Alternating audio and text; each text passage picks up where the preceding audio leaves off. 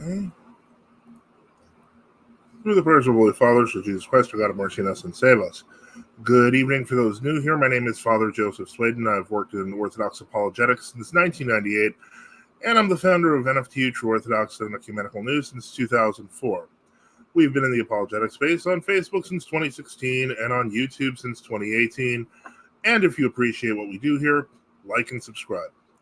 Today we do our live Q&A session, where you can get your questions answered live, as well as member-requested video reviews.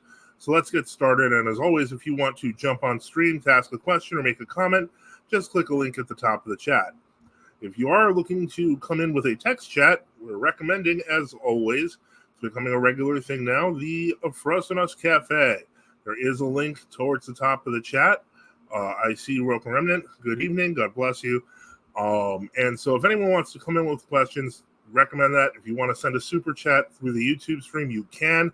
That does help the channel. So with that started, we're here for another Sunday. It's the middle of the summer. We know it's quiet. People are doing entertaining things.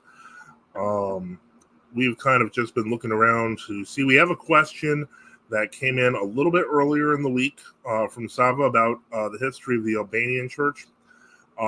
Plan to get to that, as well as a couple of other topics that have been kind of on our stream lately. So we've been kind of doing things as we do on Sundays. It's a live Q&A session. Anyone can call in live. And we've been making challenges. We've been challenging the Papists. We've been challenging the non-Chalcedonians. Strangely, they don't seem very interested in actually participating in some sort of discussion. So that's basically where we are now. It's kind of weird. You can't run an apologetics channel if people are afraid to talk to you. So it's that's kind of one of the weird things that we've discovered. If there are, maybe we should raid another channel if something's going on live. We're totally cool with that. I've done it before. Basically, we're trying to see what holds back people. And this is a question I ask all the time. What holds back people from joining the Orthodox Church? I'm not really sure anymore. I used to think it was that they were truly convinced of their heterodox beliefs, and that doesn't seem to be the case. Otherwise, people would kind of say things. I'm seeing some people in the chat. Feel free to ask or comment freely in the RoR and OCA Cafe chat. It is free, and just go for that. Or if you want to send a super chat to support the channel, feel free to do that. But again, we have in the past few months we've touched upon some interesting and, quite frankly, topics that produced a lot of discussion. We've talked about the situation with the RoR MP, with the Margaret Barker thing, and how that basically is part of the part of the world Orthodox ethos, even though people don't want to admit that. We've talked about the Monophysites, the non-Chalcedonian communities, I should say. But the point is that they have a lot to say about us, but we're right here. I mean, we've been here for weeks. Dimitri says, Father bless. May God bless you in the name of the Father, Son, and the Holy Spirit. Amen. And, of course, we have, as always, been talking, to the Papists, trying to see if they have some kind of thing that they want to do. Aha, this is interesting. Okay, so now that I've found this mode, we're going to be switching back and forth. So you see, it'll be like that or like that. Okay, I'm sorry. I play with new stuff, and maybe that's just stupid on my part. But in any case, God bless you, Dimitri. Thank you for being here. Anyone can come into the chat using the RoR and OCA Cafe link on the top of the chat there, as well as if you want to send a super chat to support the channel, if you want priority answers, please feel free. So today, it's been kind of a slow day. We've been issuing our usual challenges to people who say things about orthodoxy. I'm kind of finding it amazing that I keep getting dead silence from people as soon as we start responding.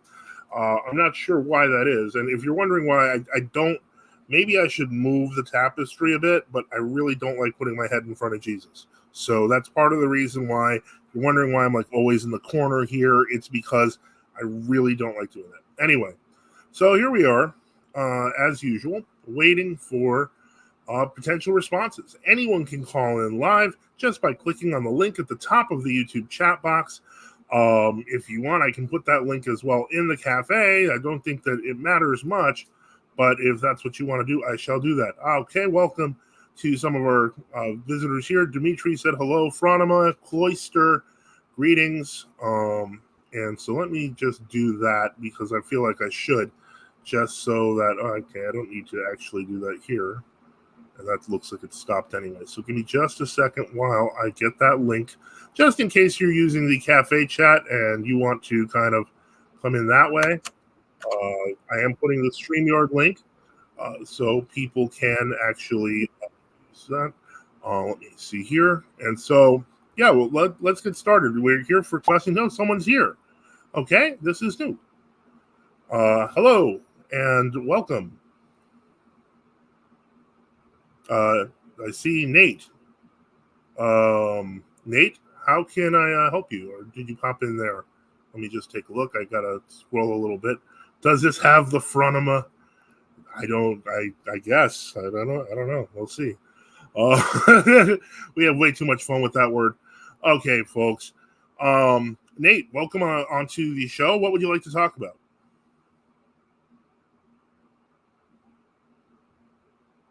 Nate? Are you there? Can you hear me? Okay. I don't, I'm not a big fan of the whole kind of sitting there randomly waiting thing. It feels kind of like it's going to be like a drive-by coming. If you have a question, you're welcome to ask. Again, if you have a question here, Anonymous Man, I know you did ask in the chat earlier on in the Frostinos Cafe chat, and you asked it again here. I obviously won't put it up here, but I will try to scroll back to that chat so I can answer that. But Nate, welcome on the show. Please, if you have a question, a comment, feel free. Nate? All right, buddy. Well, going once, going twice. Take care, Nate. If you have a question, please feel welcome to come back and you can ask. Okay. Let me see here. Private chat. No. Yeah, you don't listen from inside the studio, Nate. I'm sorry. If you have a question, you're more than welcome. But this, I leave because there's a limit of how many people can be on the chat. Not that we've had broken that limit anytime recently. But yeah, the point is when you're just leaving people in the chat like that, they can come on and then suddenly F-bomb or do something else. So if a person has a question, we're welcome to it. But otherwise, feel free to just join in the chat there, not a problem. I'm not being mean to Nate there, Phronima. It's just that, I don't mean to be, but, it's important that I kind of keep at least some level of order here, okay? All right, so Nate, if you think of a question and you want to come back on and chat about it, let me know. Otherwise, the chat is there. And so that's kind of what I'm doing here. It's not being mean. It's just that, as I said, I'm learning as I go. And if you're running a chat at the same time that, you're trying to put things to, keep things in order, people jumping on and not saying anything, like, unless I know them, and even when I know them, I'm not a big fan of doing that. I kind of want to keep the conversation going. Now, Anonymous Man 115, I believe you did ask this in the cafe chat. Just going to double check because I could have sworn you did. No. But I do know you did ask me this question earlier, so it's more than a fair question. The easiest answer I can give to the question of Evagrius, frankly, is it might be a different Evagrius. I'm not sure. But in any case, it would have been one of those third-party situations where they said useful things. As I understand, the writings of Evagrius eventually helped develop the 8 major distractions of thoughts, which would later become the 7 deadly sins in the West. So they had some value. However, that said, his heretical writings, if there are heretical writings attributed to him that we know of, would be condemned. So that would be my answer to that question. But if I remember correctly, this was covered in the past, and not our past, but in the distant past, where basically it was argued that it was a different Evagrius. Let me see here, and I'm going to try to see if I can find that question so that I can go back to asking it. Give me just a moment. And that was a question from Sava, which came earlier. And now it looks like it's gone. Let me see what I can do here. Give me a moment. Let's see.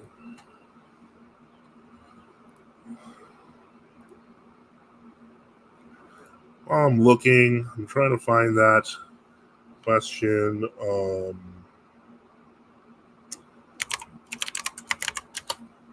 Okay, here we go. All right, and so the question that I had gotten was, interestingly enough, about the Albanian Orthodox Church. And this is it's an interesting question because the Albanian Church has been, and I'm going to try to put the question in here so that I can get this. And the questions were, was the Church of Albania Philatist? Were they Orthodox prior to being recognized and going into communion with the EP? And so I'm just going to put that in there. And a Serbian bishop helped consecrate an Albanian bishop. That was a question from Sava. It is, I would say that in the first place, the question of whether it is canonically constituted is definitely worth asking. They didn't gain autocephaly from Constantinople until 1937 because they weren't officially a country until 1922. I would say that, obviously there were Orthodox Christians in Albania before then. That has been that's undoubted because, the Orthodox population had been there for centuries. However, it wasn't really until, and this is one thing to remember, is that a lot of the issuances of autocephaly came with nationalistic movements. So they kind of were, moving into, was it Philatist? I'm not sure that they were ever defined as Philatists, although one could make that case because their move for autocephaly and their move for independence were completely linked. Unfortunately, these are questions that need to be resolved, but were they originally Orthodox? Yes. Was there a lot of craziness concerning the Albanian Church? Yes. Especially with Stefan Noli, who, if I remember correctly, even became prime minister of the country at one point. But the point is, this is one of those things where I mentioned to people that when you're talking about the new autocephalies, you're talking about a structurally very different church than Orthodoxy as it was up until the 19th century. Albania, Poland, a bunch of other churches got autocephaly in short order in the 20s, 30s, 40s. And this is a huge problem because it's a change in the canonical structure of the church by uncanonical authorities. So obviously that isn't something recognizable. We're seeing more of this confusion with the Macedonians of late. Recently, there was a tit for tat about the OCU and their recognition to recognize the Macedonians, and that was never going to go well because it was always political. What it wasn't was it was not a unity of faith. Let me see here. Dimitri asks, are there any true Orthodox in Albania? I believe there are. As somebody working on the global map, if I remember correctly, there is in fact a mission parish of the GOC under Archbishop Kalinikos, I believe. I'd have to once again look at it's the world map we're working on, but I believe that in fact there are. There is, I should say. There's one true Orthodox parish, at least, to my knowledge. but it's not certainly not under anyone that we would know, because again, I'm an American, and most likely they would be under a European see, most likely a Greek bishop, but I wouldn't know who it is. Again, if you're interested in commenting or joining the chat, please click on the link at the top of the chat in the YouTube chat. If you are interested in making a chat, we have the Frostinos Cafe, and people are probably asking why I'm doing this, why I would want everyone to go to the Frostinos Cafe. Well, besides being an over 20-year-old resource of information on true Orthodoxy, this handy chat does basically most of the things that the chat. Okay, I got something else before we continue. It says St. Cosmas considered the Albanian language an anti-Christian tongue because most Albanians back then were Muslims and oppressed the use of Greek in their autonomous demesne. Let me see here.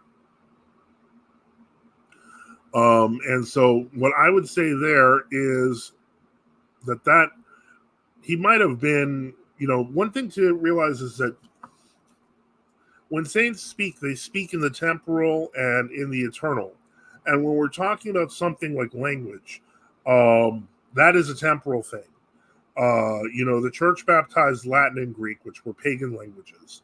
The church can baptize Arabic. It can baptize any language. Okay, historical domain, domestic. Okay, very good. But the point is that I would say that it might have been true in St. Cosmas's time. Is that true forever? Is the Albanian language forever cursed? No, I don't believe that. If there's a majority Albanian speaking Orthodox community that takes the country, I think that it's warranted to ask the question of whether or not they can use their native tongue. I think that otherwise we're just doing Latin redux, which is what happened in Europe towards the after the schism, where basically languages were developing, but everyone just kept using Latin, even though Latin became less and less comprehensible. Nathan, I suggest using the chat in the cafe for that question. There are people who actually do know about the Canadian situation, and we do have Canadian viewers. I'm fairly certain there are true Orthodox churches in the Alberta area. I know that they're in both Eastern and Western Canada. There are true Orthodox churches. I do not have a directory handy, and I am not Canadian. That said, so yeah, I would say back to Ichthus's question. Yeah, I think that St. Cosmas may have been speaking for his time, but unfortunately, that can change. Or fortunately, I should say, if most of the country became Orthodox as opposed to Muslim, I think that's a great step forward. That said, unfortunately, the other problem, besides the canonicity of the Albanian Orthodox Church, is that its hierarchy historically has been really, really, really ecumenist. So that's something that needs to be resolved. If a true Orthodox community could eventually gain a true Orthodox hierarchy in Albania, I think that would work out well. They have community, even if they don't have hierarchy yet, but that can always change. Let me see here. So again, if you have a question, I recommend using the cafe. Otherwise, if you want to send a super chat to support the channel, we would really appreciate it. If not, okay. Let me see here. Well, that's a member chat. If you're a member, also those that can get your chats up. Albanian friends of mine says Albania spoken by Christians is full of Greek words. That wouldn't surprise me because of the fact that Greek was the nominal usage in Orthodoxy in Albania. So remember that even the independence of the Albanian state was in 1922, and the autocephaly was in 1937. These are 15 years apart, and it's all right in the beginning of this ecumenist period. So, yeah, it's a given that because of the fact that a lot of the influence in Albania and Orthodoxy was Greek. Let me see here. I keep getting disconnected from the Frostinos Cafe chat. Wonder if others are having similar trouble. Yeah, I've noticed you were in there and then you disappeared, and I'm trying to figure out why. I'm going to have to, you know what, if that's the case. Oh, speaking of Canada, St. Joseph of Edmonton and Buenos Aires has officially been canonized. Well, glory to God there. I think that is, again, it's a joyous thing whenever pious Orthodox hierarchs in our patriarchy, in our patrimony, are recognized. I assume there was a cultus of miracles, etc. And God willing, that will spread throughout the church. So Matthew, yeah, I appreciate that. I am not sure why that is happening. I'm putting that up because of the fact that there seems to be an issue with the cafe. I'm not sure what it is. Basically, last time we were here, we had something like twice as many people, and it seemed like everything was working. But if it seems like I am pushing, once again, it is because that is a True Orthodox resource run by True Orthodox people, and I want to keep, if we can get our resources working, that we're not diluting ourselves constantly into the internet sphere, then yeah, I want to see what we can do about that. Evening all, yes, I'm having to refresh the page because the chat keeps telling me that I'm disconnected. And then Dimitri says cafe is working fine for me. Yeah, I'm confused. Let me see if I'm gonna go into the back end of the cafe. Give me just a moment. Okay, let me see. And Ictus says most definitely late age Albanians were a collection of Muslim mercenary tribes. Good evening, Father Boniface, Benedicite. Were a collection of Muslim mercenary tribes who worked under the Sultan. Problem to this day, most Albanians would rather fight against the Orthodox in favor of their Catholic and Muslim compatriots. So much so that interfaith marriages are way too common, and they just say Yezot, one God, between each other, regardless of the religions professed by the members of the family. Yeah, so obviously Ecumenism is a real problem in Albania. That's something that we're going to have to, that if anything, True Orthodox are going to have to deal with as they continue to missionize the area. Unfortunately, that kind of, it rears its head. A modified, ecumenized, and kind of diluted orthodoxy is not a missionary faith. It can't spread the gospel. What's the point of becoming Orthodox if you're just fine being a Roman Catholic or a Muslim? So yeah, it is problematic. Nathan, let me see here.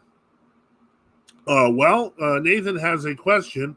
As I mentioned, I really would prefer if you did it on the cafe. I am trying to get more people on that, but here's a better reason, an even better reason. I'm going to take this off the screen for just a second, so hold on your chats there. If you go to the cafe here, okay, let me see here. As long as you don't full screen another link or go to another web page, it won't disconnect you from the chat. Yeah, I always keep my my chat open in a tab. That seems to work. Let me see here, but I'm going to do this live so you can see this. There, Nathan. If you would like some great Orthodox reading material, here is what I would recommend. Go to the board index. You get out of the chat. Let's take a look here. Okay, I am not approving someone named Cybercrapper. I'm sorry. Anyway, let me see here. And you go into, let me put it back to normal view. You see the forum section here. There's a section called Document Library. There are literally hundreds of pages of documents and books and holy things that you could read, most of which are public domain. Very helpful. Classic issues of the Orthodox Word, longer and shorter catechisms. There's a lot. So I would highly recommend going to the document library right on the cafe. And pop. And so let's put this here. Yeah, so Unseen Warfare recommends that as long as you don't go full screen another link or go to another web page, it won't disconnect you from the chat. Otherwise, you just have to refresh it each time you look at another page. So I would trust Unseen Warfare on this because I'm not that good at the internet. So I hope that helps. Nathan, enjoy reading. There's a lot of good spiritual reading there. And as you learn more about Orthodoxy, and more people get to know more Orthodox people, they'll help you find a church. And that's the way it normally works. People invite you to church. You go to church. You have spiritual reading. You go to the services, and there you go. You're on your way. In any case, so let's continue on and see what else is going on here. So I think we've kind of answered the Albania question kind of succinctly. It's, due to the nature of the times, there's still some canonical correction that needs to be taken care of among the people, but there are true Orthodox who have kind of survived. So glory to God. Again, if this is our live Q&A question, so feel free to call in using the link at the top of the chat, comment or ask questions in the chat on the cafe, or if you want to do a super chat and support the channel, please do so here. Also, member chats also will appear on the screen here from the YouTube chat. Otherwise, I recommend using the cafe because it's a gigantic, wonderful resource, and we have this great chat room, so let's use it. And by the way, since I've got people here, there is a feature I should mention on this chat. If you right-click on a person, let's say go here, you can actually do private messages. So that's something that people didn't know about. And it's not perfect because if you don't have it open, then you won't know. It doesn't automatically notify you. You'd have to reopen it with another message. But that's something that I think they're fixing in a future version. There's already an update to this program, so I'm working on it. I just haven't got to it. It has been one crazy week. We are constantly doing things. I am working on a lot of incense, and so God willing, I should have a regular price for regular use incense as well. I want to thank people for their help who have helped. It never stops. It never stops. Okay, you want to probably put that in the Euphrosinos Cafe chat. There may be somebody who's willing to help on that one, but I don't quite understand the logic. Are you a native Latin speaker? If not, I don't quite understand the logic. Let me see if I can get to. I want to see some of the settings on the cafe while we're doing this because I like to see if there is like something I can do, if there's other things that are causing the kick out. And so let me see here. I'm still waiting on it, but I will approve the new member. I'm not approving the one with the profanity in their name. I'm sorry. That's not happening. So give me a moment and I will administrate this. Mm-hmm.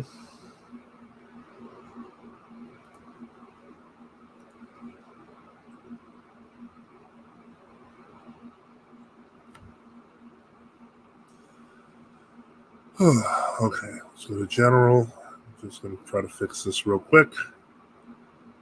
Yeah, I'm going to update that.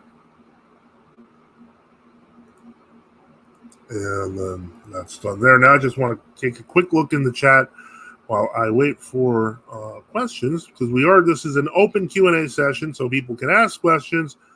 People can, issue challenges. We've been challenging people left and right. It seems people are very much afraid of challenges. So let me take a look here. Go into that. No extension management. Let me see here. Okay. Okay, I'm gonna check to see if there's any like logouts or set the chat on Okay. Okay.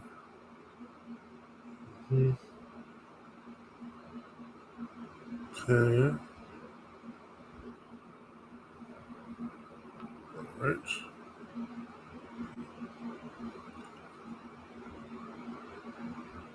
Okay, so yeah, it doesn't look like there's anything I can do to change the chat. But let me see if there's any new posts there. I don't see any currently, so let's get back here. So yeah, Zombies fan, I would ask that in the cafe chat. But in any case, we'll see. Quickly going to a few different places. Let me see if I can just refresh that. I probably can just do this. Okay. And so let's get back to here. So if you want to ask questions in the chat, feel free. Just go to the cafe chat. Once again, I'm going to put the link in here just so that people have it. You can always just go to efrosinoscafe.com or you can super chat. And that's what we're doing right now. And so currently I don't see any other questions, but as this is kind of the Sunday night thing we do, again, it's a live Q&A stream. Anyone can come on.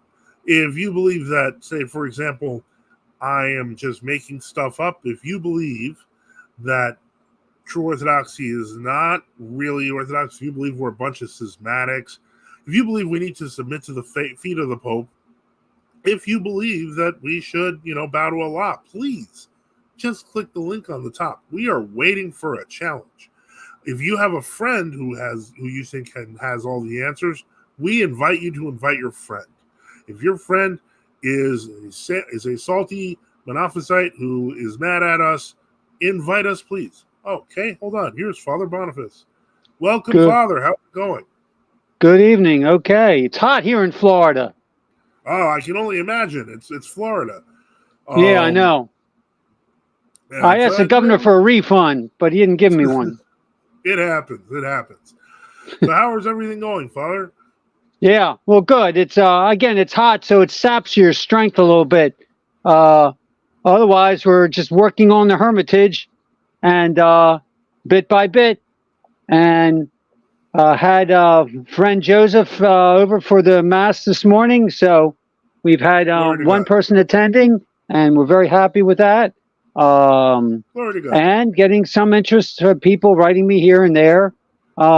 Slowly, it's trickling in, but hopefully one day it'll pour in. So we're just looking forward. It's a marathon, not a sprint. One thing that's important to remember is that, these are things that take time. Even the discussions, the relationships we make now, they do take time, and we have to do as much as we can.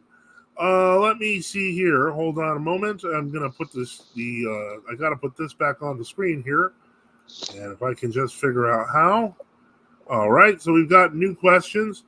Roca Remnant asks, Father bless. Good evening, Father. I assume that's for you, Father Boniface. God bless. Father Joseph, could you go over the history of the relationship between RoR and the OCA? Wow. What I can do is recommend that if you go into the document section, because I know you know the history, Roca Remnant. I'm sure maybe you want me to explain that in a short sense. If I were to summarize it, you can find all of the information I'm going to talk about in The Truth About the Russian Church Abroad by Rudzianko, which is actually in our document library at the cafe. The short answer is this. When the Soviets kind of overran Russia, the bishops that were outside the bounds of Russia kind of formed, using UCAS 362, kind of a synod in exile. They actually formed a few different ones. And they kind of were united at one point. And then by the 1930s, there were already splits. Jonathan, Nate does not, he's in Alberta, Canada. And so if you can find something in that direction, I don't know if our Father Raphael is in that area. Reader John, he's in Nova Scotia. Okay. Just we're getting more Canada centric here, but let's get back to the question. When it comes to the RoR and the OCA, basically their relationship was on and off until what was known as the Cleveland Sabor of 1946, where they separated from the RoR. The RoR condemned them, and then in 1970 they went to apply for autocephaly from Moscow, in which they betrayed the Church of Japan. I would highly recommend going to the document library in the cafe and looking up The Truth About the Russian Church Abroad by M. Rudzianko. Okay, Ichthus asks, what's for dinner, Father Boniface? Be sure to get your electrolytes in this heat. And Roca Remnant asks the same exact question. Apparently, all of them wanted to beat Matcha Stephanie to the punch. So, well, I'm telling you, I get so many requests. I'm starting to feel maybe some inspiration to start up a podcast. How about burnt offerings with Father Boniface? How's that sound? That sounds pretty good, actually.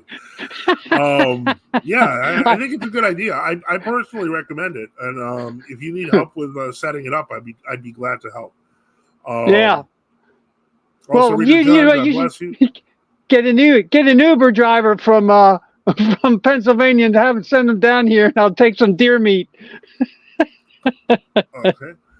Let me see here. Chat kept disconnecting me in Brave browser on Android, even though the chat was constantly the active tab. Seems fine, however, in Brave browser on Windows 11. That is interesting. So it's having a problem on mobile. Okay, I'm going to have to do more testing on mobile. And Dimitri says Albania can. I think you meant Alberta, Canada. Thank you, Father Joseph, by RoR Remnant there. Okay, very good. As I mentioned, anyone can call in. God bless you, Reader John, if I missed that. And anyone can call in, add comments at afrozinoscafe.com or use a super chat. I mean, because let's face it, we're the only channel that has our own dedicated chat website. Like, well, okay, maybe we're not the only one. But we're the only one with one that is not based on something else. Okay, there's no way to sell this. The point is, it's really nice, and plus it's a lot of useful history and a lot of stuff.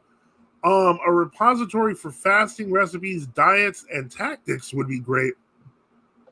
What's weird is that there actually was a section like that, but it was indirect, and so it never really got used. But that is something that I think we should bring up. We should start talking about possibly doing this week. So I think that's not a bad idea. Fasting recipes. You know what I think? I love to pray the Lyrica of St. Patrick, and in part of that prayer, he talks about, Lord, keep me from poisons. And so, there's so much poison in the food system and the water system and stuff like that we're being attacked with in this world. It's almost like you need to try and work on a diet that is, GMO, non-GMO, and everything else free. And so that'll be part of the burnt offering program. We'll get into how to eat healthy and survive. Yeah, I think that's not a bad idea at all, and I think it's something that should be added. I kind of forgot in the back of my head, being a pretty old user of this site, that in fact there wasn't a specific section for that, but that's definitely something that we should have. I think there may have been, even in an older incarnation of the site, there may have been a section like that needs to be brought back. So definitely, Ickes, that's a fantastic idea, and hopefully we'll have implemented something for that by, like, say, the end of the week. I'm constantly working on this to make it better. So, that's my goal. I think I made stuff disappear. Okay. In any case, let me see here. So I've got the feel free to call in banner, because we can have up to 10 callers. And what we're looking for are questions, comments, and if you want to challenge or debate us, please feel free. We're going in on the 40th minute of the first hour, and we usually keep this going for about 2 hours to see what we can do, to answer questions. If you've got heterodox friends who have been challenging you, please, let me see here. What's this? Okay, that's a link. I can't really chat a link. I don't know what it is. Okay. What is this? RoR history HTM. Okay. Okay, this is by St. Nectarios. Are these links? What is this? Where's the book? I guess you have to click up here. Okay, well, this is a good one. This is actually not bad. It's too bad that it's not one book, which is what I thought it originally was, which would have been great, because a single book we could then put in the documents section. And so, RoR Remnant writes, can I challenge the idea of water is wet? You can try. I agree, Father Boniface. Additional advice that isn't just concerning fast would be a great idea. Probiotics, natural sodas. We should just maybe just call it like the food forum. That way we could deal with fasting. We could deal with health. avoiding, GMO, hormonally reinforced foods, and generally having some autonomy when it comes to what we put in our bodies. Yeah, I think that all ties together. I think with not only care for the earth, but care for yourself in terms of the body being the temple of God. So I think that all ties together well. So I think it's a good idea. I'm trying to make sure that I get everyone in the chat on the screen, but I'm kind of having a bit of an issue with the size.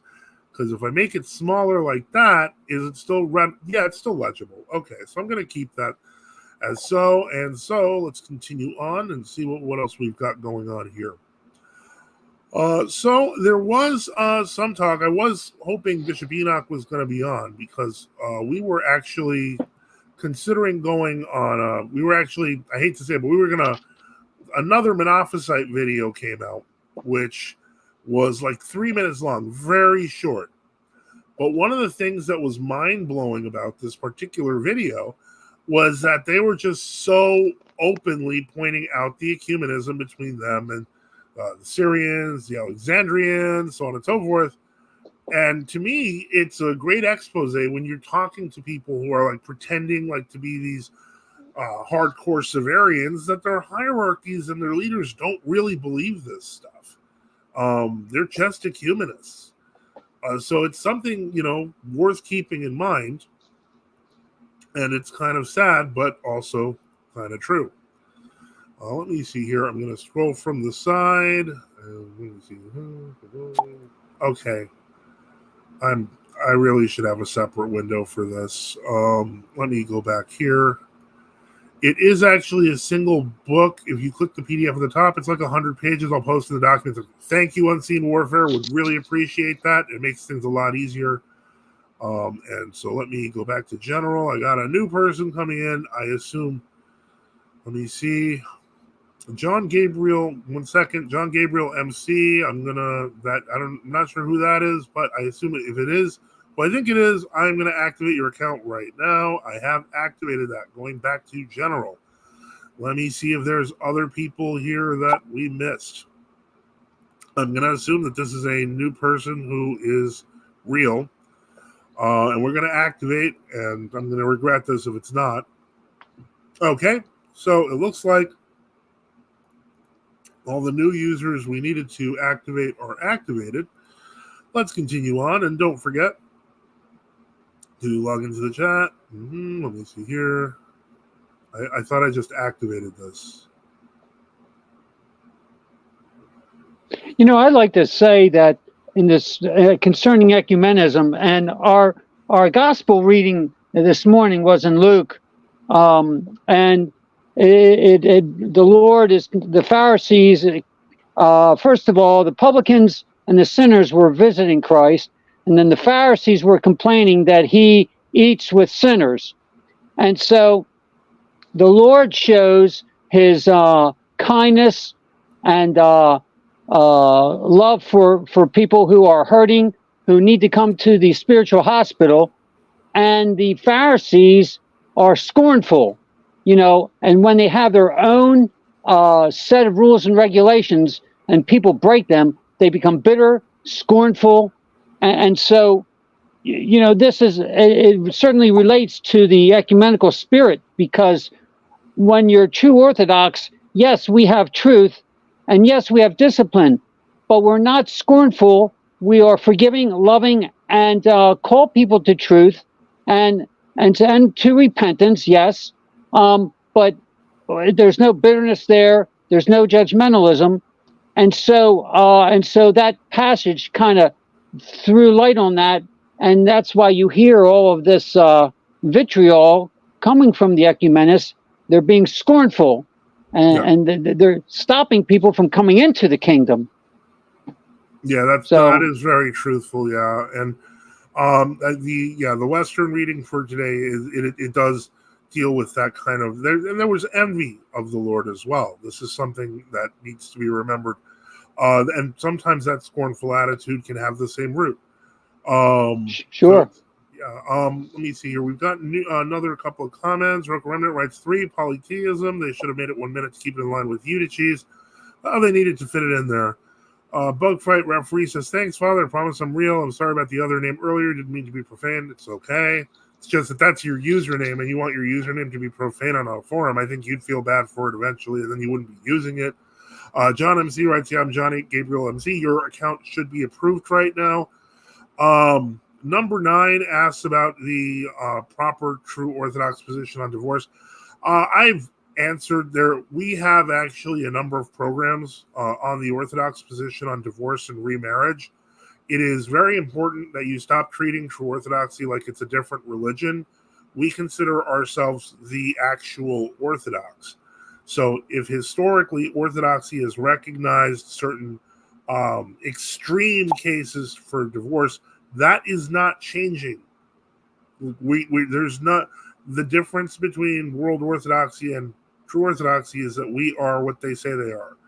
We claim to be the true church, and we mean it.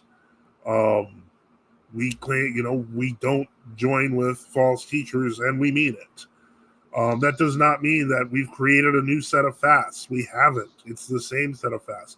So the concept of there being a better position on divorce, like the Roman Catholic one, which is actually a worse position and insults the mystery of marriage, then yeah, no, our position is basically, it is that, divorce is a sin. It is allowable under certain circumstances, such as adultery, but it is not, we don't have a new and more special position. The historical Orthodox position is hard enough or good enough. Father, can you confirm if there is still a cathedral parish from your jurisdiction in Edmonton, Alberta? The All Saints Orthodox Cathedral is listed on the... Yeah, oh no, that parish is...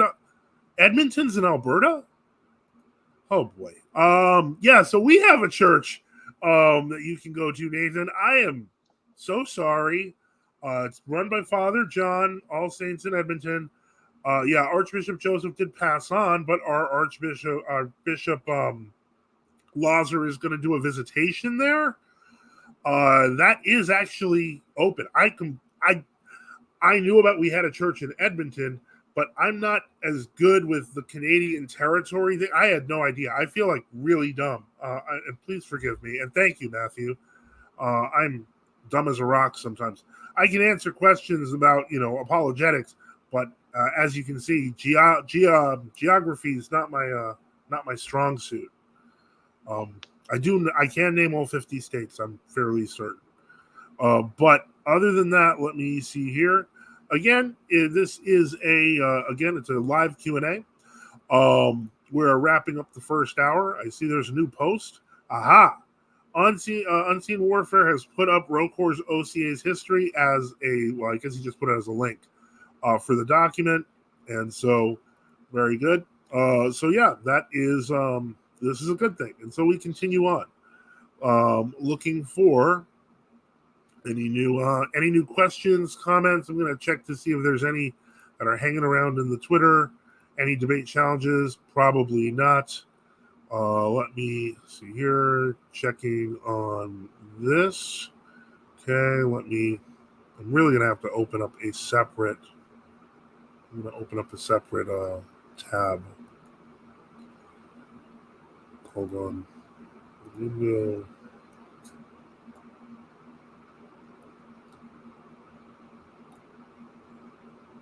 Where did it go?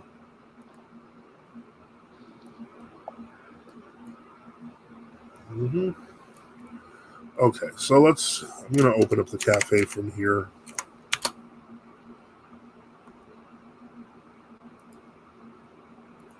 Okay. So let's refresh here. Always got to refresh a little bit. It takes a little while for everything to come back. All right, so we've got that back. Welcome, T-Con. I see more people coming in. And again, I'm going to put in the amazing banner. So yeah, the answer to that question, unfortunately, on divorce, it's basically the same. While World Orthodoxy is often lax on the question of divorce, that's not because of their theology. That's just a practice that comes from being modernist. But in terms of divorce being a real thing, it is. The Roman Catholic concepts of annulment is an innovation and should not be defended. Again, support the channel. We do need your help, so support us by subscribing or donating at nft.net, on Give, Send, Go, or on Odyssey. And if you like what we're doing here, don't forget to like and subscribe. We are doing our weekly Q&A show where we welcome all questions, no matter how hard, how difficult. People have been giving some good questions today. I would like to. There is also, Orthodox traditionally, there is St. Vladimir's in Edmonton, as well, and they're the new saint from there. If you want, you can join us up in the cafe chat. I'm not putting up, unless it's a super chat. I'm not putting up the YouTube chats, or if there are member chats. So that's kind of where we're going here. Let me see here. Ikta said, I happened to visit an 18th monastery today. They had a relic. I don't know what an 18th monastery is. They had a relic of St. Alexius, the man of God. They even had a museum full of pre-new calendar icons. Icons, investment, and equipment, and some questionable art styles, mostly drab egg paint icons in the Renaissance style and realistic icons. The outer chapel was reflected. 18th century monastery. Okay. To the elders trifecta, Paisius, Porphyrius, Iacovus, and 3 incorrupt rags in a joint reliquary. Okay, well, how rags are by nature, they don't really corrupt as long as they're guarded. They even had a painted icon of Luke of Crimea. I'm sorry. I'm assuming this was an 18th century Moscow Patriarchate monastery or other World Orthodox monastery. Yeah, I mean, the only thing I can recommend is not going there. It's not necessary. I mean, it's nice to try to see some relics, but I wouldn't ever make a big deal out of going just for relics. I would think it can be kind of dangerous even. Let me see here. Okay, so I'm putting that there, and it does. Unfortunately, now I don't blame the icons. 19th century icons, as much as people don't like them, they're still icons, and I'm okay with them when I see them. I do not, it's nice to say, are they in the proper Byzantine or Novgorod style? But the truth of the matter is, I really like, just the fact that icons were being preserved altogether. So I kind of don't mind that nearly as much.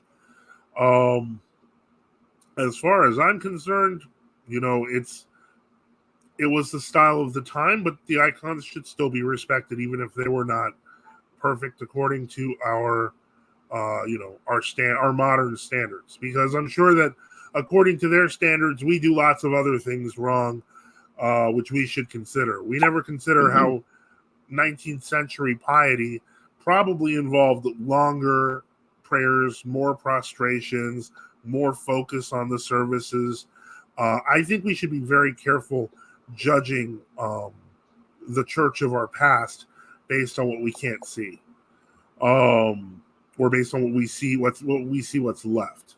From what I understand, I mean, it was the 19th century when they did, for the first time in centuries, a full all-night vigil. That was literally all night. It started at 10 and ended at 7 in the morning. So I feel it's dangerous to be judgmental towards, previous ages when we probably can't match them in many things. The 19th century was the time of St. Paisius Velikovsky and many other holy saints who literally gave us the groundwork for the spiritual growth that we have today. So it's very dangerous to do that. I know. I'm a big fan of Russian academic icons. Okay, I'm a big fan of all icons as long as they're there. I just went there for the icons and the relic. Really, I got side-eyed a lot for giving respect to icons while not even doing the sign of the cross when they have their liturgy. The museum was fantastic, though. Yeah, it's always problematic to go, especially during the middle of their liturgy. Sometimes that is, I get it. Sometimes it's unavoidable when certain people want to see relics, but you will get side-eyed a lot, and then it's best to kind of wait till it's over, maybe, or, try to see when you're kind of, hopefully, maybe try on a different day. They don't care as much during Vespers, but that's all I can really recommend when you're talking about relics that are in the captivity of other churches.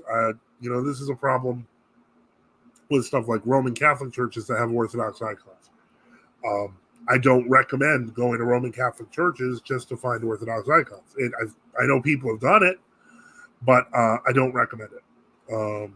It's too risky. Okay, sorry about that, Doogie. I didn't realize the dog was sleeping there. Okay, so yeah, we're heading in on the first hour. Yes, heading in on the first hour. And so, as I mentioned, you can click on the screen. Feel free to call in using the link at the top of the chat. Otherwise, if you go to the Frozen Us Cafe, you can comment live with our wonderful screen, I guess, I don't know, screen share, ticker, chat window. But the point is, or if you want to leave a super chat in the YouTube chat, feel free to do that. As always, Sunday, live Q&A session. So if whatever questions people have, no matter how uncomfortable, there's limits to how uncomfortable, but basically one thing to remember is that this is kind of, it's kind of what we do. If you have people who are questioning or they want to learn more about true Orthodoxy, or they are arguing from another vantage point, World Orthodox, Roman Catholic, Monophysite, Muslim, those are basically the only people who really argue with us anyway. Protestants, please send them over so we can have a chat. This is a kind of, it's an open forum. And so that's why, we're here and we keep these things going. And so let me see here if we have any challenges that have popped up, any questions. I doubt it. It's been a kind of a quiet day. I think it's just because people are just so used to the heat today. So people are less big on asking questions. They're kind of, it's kind of difficult, but we're here and we shall remain. So let me think here. Father, you were talking about the possibility of starting a YouTube channel. And I think that is something that will go really, really well. It takes time to build it up, but it's worth it. And I would like to see that happen. I think you've got a lot of useful opinions and very interesting ones. Well, I would, with my background, I come through the Protestant churches and with times in the Anglican and then the Old Catholic and Roman Catholic Church. So I can share a lot of information for what I've learned over the years. But let's say, especially with the trials that I went through with the Calvinists, it's funny. I could refer back to the passage today where they were so scornful, and that's what I really experienced with these with the Calvinist church was I admitted I was a sinner, but it was just generally, I'm a sinner. But then they took some general charges, nothing specific, and they excommunicated me. And so I learned a lot of lessons through that whole process. It opened up my eyes. And so therefore I bring a lot of those kinds of experiences. I not only deal with it theologically, but on a practical aspect, let's say with the quote canons or the book of order of the Protestant church, of the Presbyterian church. And so I would probably focus on aiming at that audience. And so, I'm praying about it, but also devotional content and something along the lines of what I said a little bit today, and then deal with sermons and, edify the brethren, build them up, especially in these times where we're under, the oppression of the world order, and how to be ready for it. And so those are my thoughts. All right. It says first video should be Sorghum 101. I think that we already have that with our we had a YouTube short about that. And so if you're wondering, for those who are watching who are wondering why I don't put comments from the YouTube chat on the screen, I'm trying to keep that to members only chats and to super chats. If you want to make a general comment, you want to go to the cafe and you want to put that comment in there. I think I've addressed all of the comments that have popped up for those who don't know, but I'm trying to keep that here so that it is part of the video. That is the other advantage. Having the live chat going on the screen allows it to ensures it's part of the video. So that's one of the things so that's kind of where I'm going with that. And let me see here. And I don't see, again, any new questions. You know what I do too? A video on where did allergies come from? I'm a victim of them. And so that would be an interesting topic. No, it would. I mean, I feel like I would be completely unqualified to talk about it at all. I am not that smart when it comes to things like that. And so I would when I was in the pro-life, when I was working on the pro-life lines in front of clinics, you meet a lot of interesting people. You meet other pro-lifers who are various occupations, and one was a nurse, and she forwarded a book or books to us to look up. And so I bought them and read them. And so it opened up my eyes to the vaccine issue. You know, I've been against vaccines for 35 years. And Stephanie is in the YouTube chat and says, as a convert from Protestantism, I think that would be wonderful, Father Boniface. Well, so thank you. I'm looking forward to seeing what you can do with the channel. I think it's going to be good. And you know, it's important. I think there's more and more as we get more and more true Orthodox people interested in spreading the message of Orthodoxy. I'm all for it. I kind of want to see lots of it happening. I try to promote as many as people as I can that assist or do their own thing and kind of like reach out to me. I'm very good with that.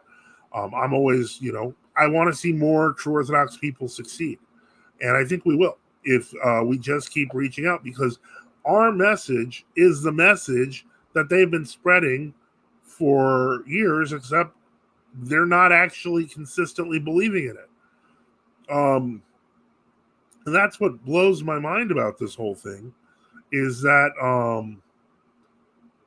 in a sense, people are getting a substitute that's an unhealthy substitute when we talk about things like health, etc. I mean, if you think about like these lab-grown meats or, these GMO foods, etc., like this is what they're offering, but then on the label, they're just sticking like safe and natural.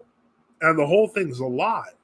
And so, I mean, it's equivalent to us offering healthy food and people not knowing because they don't realize that the label safe and healthy doesn't mean anything. And this is the biggest problem when we talk about true Orthodoxy. The true makes people assume that it's something other, and they don't realize, no, it's just that we actually mean what we say on the label. And this is one of those things that is unfortunate, but it's something that the only way we're going to change it is to keep being consistent and hammering the message. So the more channels that are available for people to reach out to different groups, the better it is. Centralization has always been a problem when we're talking about things like in true Orthodoxy. Because everyone wants, not anymore. Now people are working together, which is much better than it was when I was younger, but before it was like every man for himself. And so every synod for himself, every priest for himself, and it was like, okay, and nobody could get much done. Oh, Reader John, one moment. Welcome, Reader John. Father bless. You're older. Do what? Okay. May God bless you in the name of the Father and the Holy Spirit. Amen. When Father Boniface was on, I figured he would go for it. He could do that. I'm here, aren't I? Am I here? Yeah, God bless. Asking. I said Father. All right, I there we didn't say go. which one. All right. Oh, there's a new post. Let's go to that. Let's see what we got here. What's going on? Okay. Oh, is this a video review or what is this? I'm not sure what this is. Where did it come from? Where is it? This video explains the term true Orthodox. Yes. I'm assuming that that's true Orthodoxy in the age of apostasy. I see Archbishop Paverki's face in the background there. So definitely, if you want to take a look at that, I would recommend going to the chat or going into the video section, and you will see it. So thank you for that, Unseen Warfare. We're keeping the stream moving and going along. Let's get back into the general as we continue to look for more questions and comments. Oh, hey, interesting. Matish Stephanie asks, so what was for supper, Father Boniface? And what's interesting is I realized though two people have asked previously, you did not actually answer the question. You've nailed me. I gave a diversionary comment. Well, I'm working on my political acumen. I was hamburger with in olive oil with organic fried onions and my pancakes that are made of sorghum, flax, and cassava. Oh wow! with That's a thick seltzer pancake. water. Now I'm telling you right now, this is my allergic diet. I'm working at foods that I don't react to, and I'm also doing some other things that I won't get into at the moment, but to fight this stuff. And but it's off of another website that contraband cures and stuff like that, and MMS testimonials. They deal with some of the stuff I'm doing is related to them, and with the chlorine dioxide and things like that. So anyway, but that was my meal for tonight. Very good. And that was from Matichka Maria. I forgot. I keep saying Matichka Stephanie because I keep seeing your name there. Matichka Maria, I apologize. Please forgive me. I'm terrible at everything. Okay.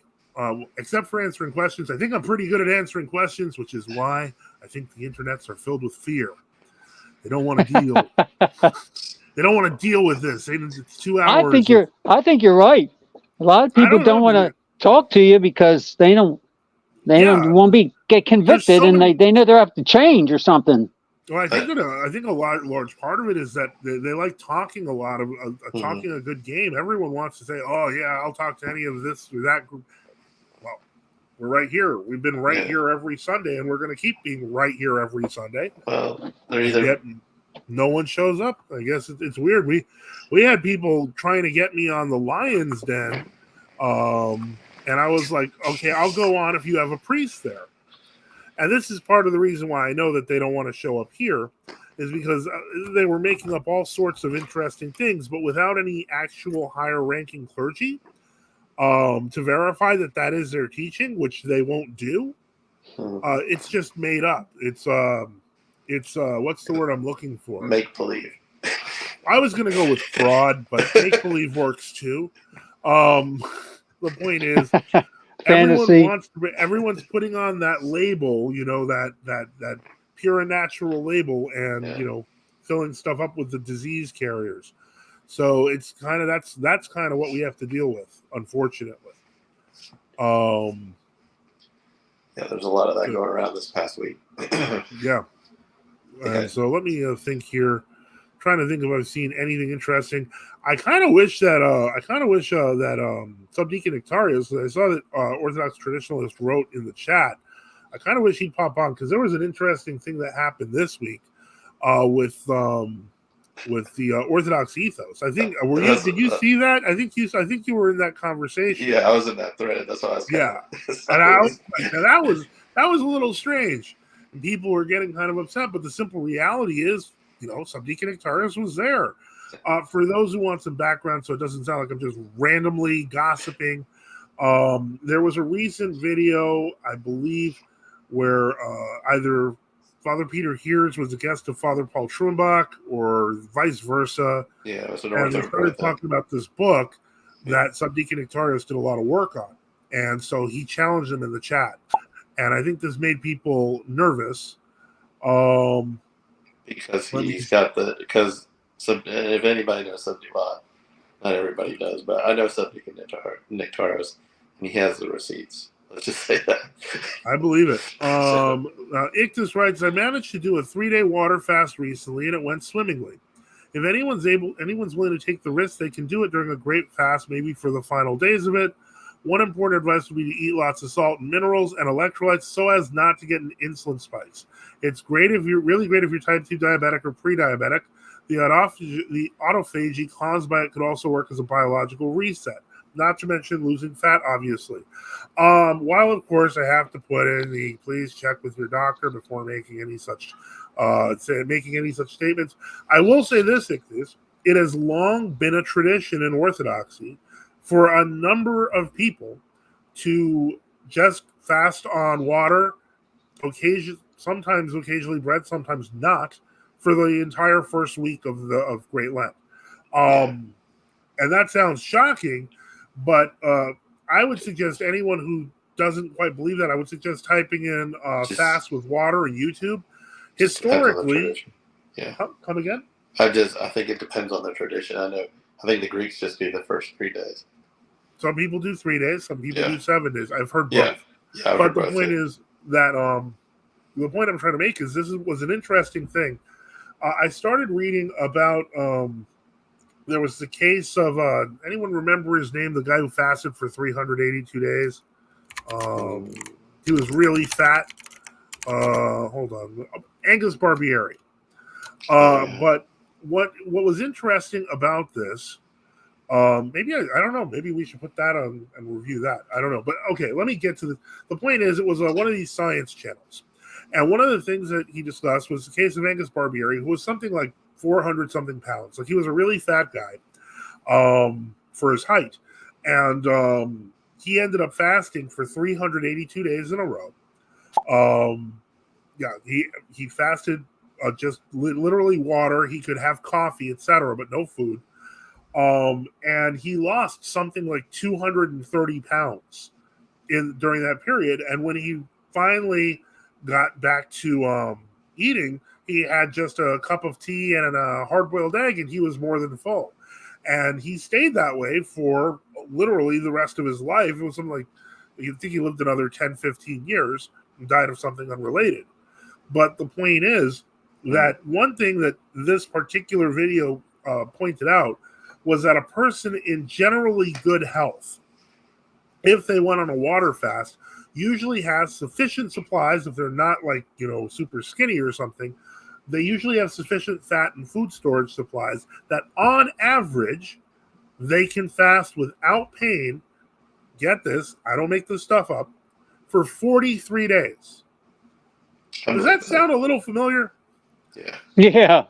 I mean, it can't be just a coincidence that our Lord fasted in the desert for 40 days. Obviously, our Lord being all-knowing, he knew that you could max out a fast at 40 days without dying. Clearly, the demons didn't, which is why they were very much trying to tempt him, and he knew the point is, the story changes, obviously, when, it's our Lord, and he knows everything, but the whole point is, Matrushka Maria does say, as a nutritionist, I recommend you be very careful with water fasts.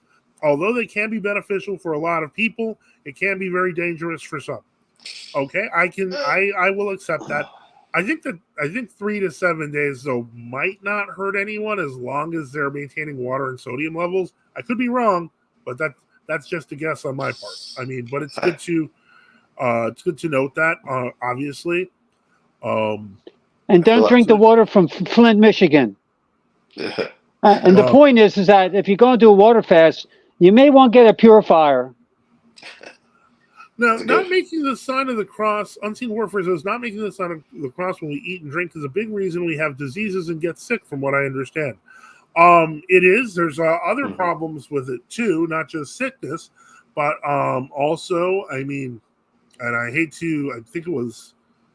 want to say it was it wasn't in St. Leo's conferences. It was a little bit later. You're talking about St. John Cassian, right? No. This is later than St. John.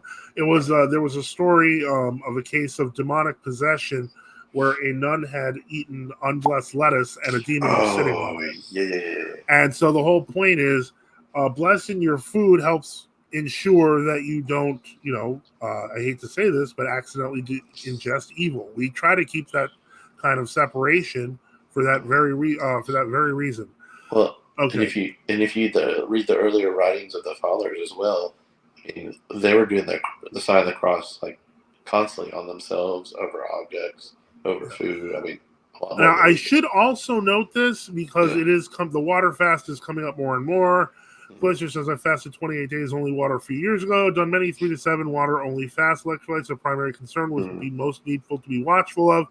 I will say once again, and I'm going to say this here because Bishop Enoch is not here, but he has always noted that the hardest fast in Orthodoxy, known as Xerophagy, or not eating, did include the occasional eating of bread. So the pure water fast, while it can be done, not going to recommend. I would say, try to do that. Let me see here. Yeah, historically speaking, I would definitely back up Bishop Enoch because they actually had there was a specific kind of, I forgot the name of the bread, but it was actually kind of a nutty little round loaf of bread that you can eat on for supper. Exactly. Yeah. Okay. Yeah. Ictus says it's actually better to eat nothing than eating less. I'm just going to go with the tradition. I don't want to. I realize that while modern science may back up some of our traditional teachings, that doesn't mean that I'm going to recognize modern science over those traditional teachings. That gets to another point. I feel like an odd duck because I don't look at it from, I guess, the perspective of how much salt and electrolytes and all that. I mean, I'm more focused on, am I getting enough prayer in? I mean, if you're doing the things you need to do that are needful, then you're not actually focusing on the food and the water. John MC, right? So be careful if you are elderly. Yes, and in hot weather like this, double yes. Yeah. This is not something I would recommend doing right now, especially. The upcoming Dormition fast is one of the least restrictive fasts on the church calendar. Don't try to be like, as I mentioned, every story I've heard of anyone doing more fasting than typical is for Great Lent. Too many people. Here's a good example. We shouldn't go past what our fathers and forefathers before us did. And I bring this up because yesterday I was on Twitter and I read someone and they said it was a layperson, and I didn't know their history or anything like that. I think it was Romanian, and he said something to the effect of, "It is clear that the traditions and canons of the church require all men to have beards, so that is absolutely required, and everyone should." Now, I know that clergy are supposed to have beards. I don't think that is a universal that has been established, and certainly, I questioned him on his sources. It's not really a have to on the late. Well, no, but he said have to. No. You see, this is my point. People are like, "Oh, Father Joseph, you modernist." No, I'm quoting verbatim. This was a lay person telling other lay people, with some of them agreeing, "Oh, yes, that must be the tradition if you say so." And I'm like sitting here like, what is this dude making his own little elder cult? And I'm like, no, that's not what the canons say. The requirements are for clergy. He does know why beards actually came along, like the historical reason, right? So in any case, but then it blew my mind. He said, "I spent the last week in a monastery." And so if you don't understand, he's like, if you can't understand that, you're in the spirit, you're off the spirit, you can't handle the spiritual deep end. And I'm like, dude, if you spent a week in a monastery, you're not in the spiritual deep end. You just hit the shallow end of the pool, buddy. Yeah, exactly. He blocked me. So that was that. So that's my point, is that, and so let's see what we got here. Ictus says, how dare you question the great elder of X? On Twitter X. Ictus writes, most proponents of water fasting do note that genuine hunger starts on the 10-day mark. So Xerophagy makes sense if you eat bread when you're actually hungry. Science, more than often than not, proves tradition. Exactly. So, just always try to stick within the bounds of tradition. Because, I hate to say this, but the alchemists, and I call them alchemists because on the game board of world existence, whether you call them alchemists, you call them scientists, you call them scientism worshippers, you call them futurists, you call them Elon Musk. It's always the same kind of, trying to figure out things without God. Same fronema. The fronema. That's what we got here. I'm sorry, Elon, if you're watching, which you probably aren't. Anyway, the point is that they'll see something like, oh, wow, the human body can survive at its peak 40 days on a water fast. And they're the ones who will be like, let's try like 50 days. Like, and then someone dies in the process. Like, oh, guess that didn't work. So that's why I, always stay within the traditions that are healthy and safe and people have lived through. Same thing with this is one thing is baptism. People being terrified of baptism. Let me see here. Well, that's why we have spiritual fathers. Those are guardrails for our crazy asceticism. Roko Remnant puts it right. Twitter Yaronda has spoken. Being clean shaven is a modern shirk. Always an Islamic reference. We always need one of those. No. So, let's see here. And so, it's just crazy that I'm like, the time I've learned on Twitter, I'm always surprised by, there's always this constant desire. I hate to say this, but it can be sometimes masked with elders that they read about, so on and so forth. Yeah. But there's so much self-will masking itself under the false guise of obedience. It's a delusion. It's straight up delusion. It's prelest or blinding, as they say. Yeah. And it's exactly what went through my head. Yeah. But before I could say that, he blocked me. So I was like, oh, all right, well, that's too bad. Mr. Prelest is, God willing, he gets him out of that. Yeah, I'm sure he will. All right, so Reader John, have you got any thoughts for today? Thoughts for today. Well, you kind of sideways mentioned the Peter Hears thing, and then I guess Subdeacon Nectarios is not making an appearance. So no, I think he probably. I hope he wasn't offended that I didn't put up the chat, but it's because I want people to go to the cafe chat, and I feel like people don't know that. So we're just doing members only in stream and super chats. But I've been saying that for like 3 weeks, so I thought people would know. But but he kind of made the initial comments. I don't want to kind of overstep him because I was just coming in for backup because I was like. Yeah, but well, I know. But I feel kind of it's kind of sad the way that went down, because the truth of the matter is, I wish they would be kind of more honest about what happened. Well, and I feel like they don't want to be. I don't like when they throw out the name of Elder Ephraim because they think that covers everything. Yep. And they were just straight up like gaslighting and like trying to throw him to the wolves. And if anybody knows Subdeacon Nectarios, he's a man of integrity, and he's all about the history. He's not in for these like ecclesiastical intrigues. He calls a spade a spade. That's why I respect him so much. So Ichthus, okay, Rokrumnan said, I feel he got called a papist as one hair is cut from his beard, possibly. Ichthus said, people being scared for infant baptisms, triple immersions are idiotic. Recently born babies have the inherent instinct not to drown. If the Nirvana baby can chase a dollar note, your little rugrat can get submerged twice. Agree 100%. One thing that I will say that first off, I will say this, that there are proper ways to actually do the baptism that are handed down by tradition. There's the cradling method into the water. There's the hold the body, drop the head method. There's the holding underneath the arms and getting down to the level of the water and then drop. So it's very quick. Some people cup their hands over the mouth. I've seen that too. There's cupping over the mouth is also done. But the whole point is we do know, and we've seen, and I know Protestants had a great load of fun with a New Calendarist baptism in Romania, where the priest literally threw the baby so heavily that he ended up causing the baby to have like head trauma, and the baby died. Oh, wow. So the point is, that's what happens when you don't do things according to tradition and you do things according to self-will. There's orthopraxis, people. Orthopraxis. Yeah. Well, I know that there are proper terms for these things.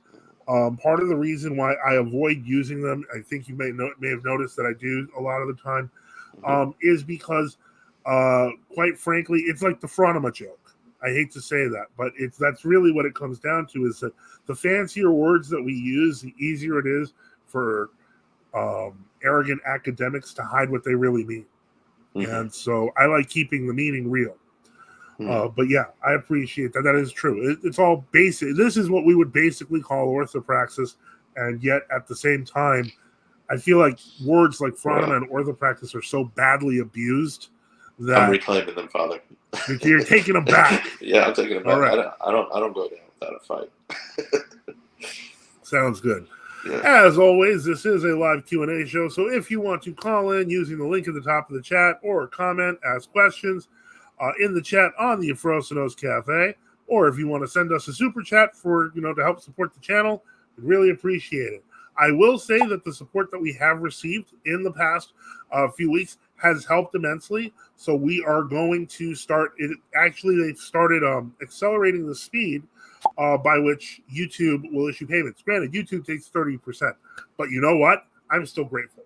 And so if people want to help out through memberships, through using the super chats, etc., Goated, I'm sorry, but you are going to have to take that if you're going. It's a free question, so go to euphrosynoscafe.com and ask in the chat. We have covered that topic before, and that is part of the reason why I say if you go to euphrosynoscafe.com right now, you can get your question on the screen. Or if you want to do a super chat, you can get your question on the screen. But I will simplify it and simply say this. It is the consensus of the church. That is what makes it ecumenical. The church past, present, and future. They all work together because the church operates in time, but God does not. And so right is always right, whether it's past or present. The church can't change definitions. Hence ortho. What? Hence ortho. Ortho, yeah, right. Exactly. Correct. Yeah. Yep. Exactly. So I hope that answers it. But if you want to get more detail, you can always ask in the Afrosynos Cafe chat, or you can do a super chat. But I think that is the basic answer, though. So, I mean, unless you're really confused about which councils are ecumenical, then I would welcome you to pop on if you'd like, using the call in at the top of the chat, and we'd be more than glad to go into detail with it. Question: is the Saint Joseph of Edmonton and Buenos Aires he's universally recognized, or is that just with the GOCK? That's just with the GOCK right now, but I mean that's how all of these, because of the jurisdictional situation, that's kind of how all of these glorifications are slowly working. That they're kind of, not for lack of a better, I don't want to say fame. The knowledge of their holiness spreads throughout the church. That's part of the reason. Like Saint Philaret, as I've mentioned in the past, he had 5 glorifications. So, oh wow, okay, yeah, I didn't know. Yeah, that, but a lot of people don't realize he's been getting glorified by different groups since 2002. What about St. John of Shanghai in San Francisco? Because I know he's universally St. John of beloved. Shanghai is largely universally recognized. I think the only groups that may not recognize it, and I'm not sure if that's still the same, might be certain Matthewites, but I think some of them now recognize him too. So that's kind of where glorification spread that way kind of often. So I don't honestly know much about Father St. Yosef. I know that he was glorified recently in the GOC, and I know he was a holy pastor that was in Edmonton. And that's about it. I mean, I've read a little bit about his life, but I don't know him personally, and I've never heard much about him. That said, if there are miracles and occultists, I'm sure that we will hear more about him in time, because that's one thing that does happen, is that as more and more people recognize his, a saint's inherent holiness, more and more people ask for help, and more people get help, and eventually it spreads throughout the church. That's just the way it's always been, I think. Yeah. I'm just wondering, because I know something like that would normally foster Orthodox unity. So with what? Sharing saints. Yeah. That would foster genuine or true Orthodox unity, I would imagine. Well, I would think that it would eventually, because over time, that's exactly what it does.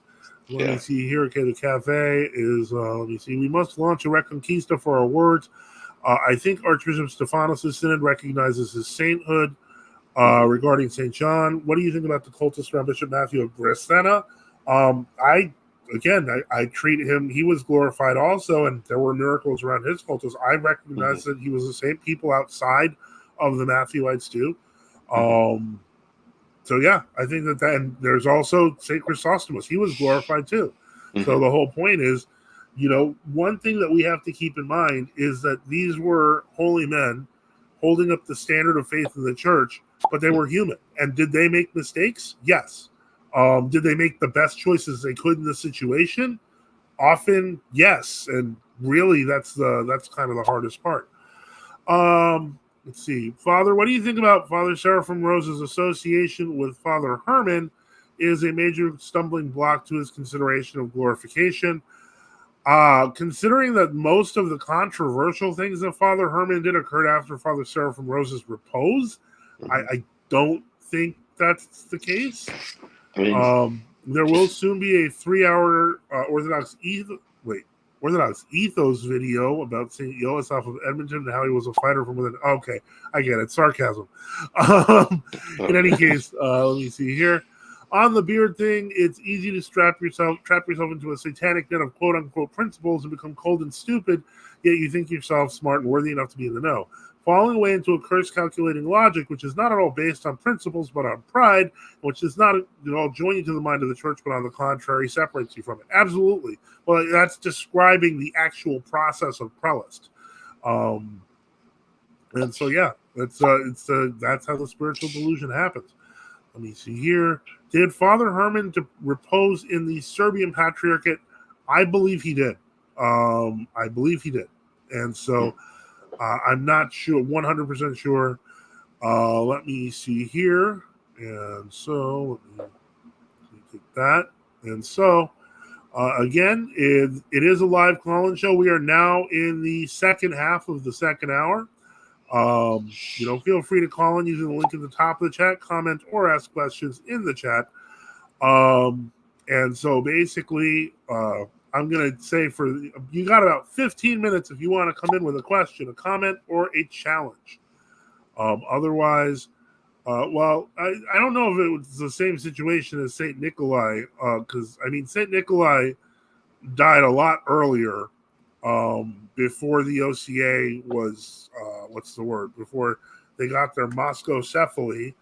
And more importantly, he was always a supporter of the true Orthodox. So I don't think it's the same at all.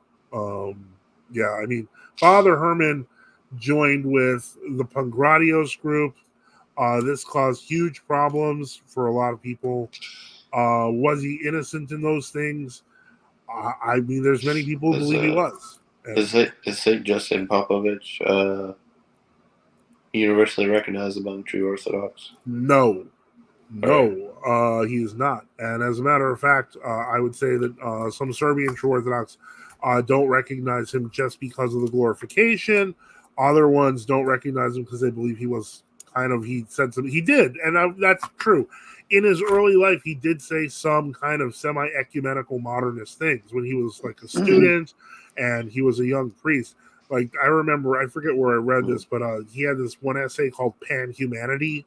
But he later turned away from those views.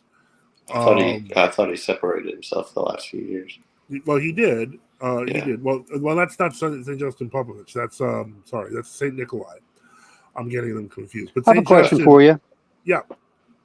I was reading about the Matthewites on that the history of the old calendar and new calendar, and who was a Metropolitan Filaret had reinstated what was it, Archbishop Matthew, or and had said that we recognize that you were ordained by one bishop, and that was not a proper, it was not in order, but due to the hard circumstances you were in at the time where you could not find anyone else, we understand that. So therefore, Metropolitan Filaret regularized his calling credentials, okay? And so then, after having done that, he ordered Matthew to lay his, of course, Filaret, I do believe, laid his hands on Matthew.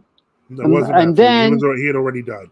It was you're thinking of Callistus and Callistus of Corinth and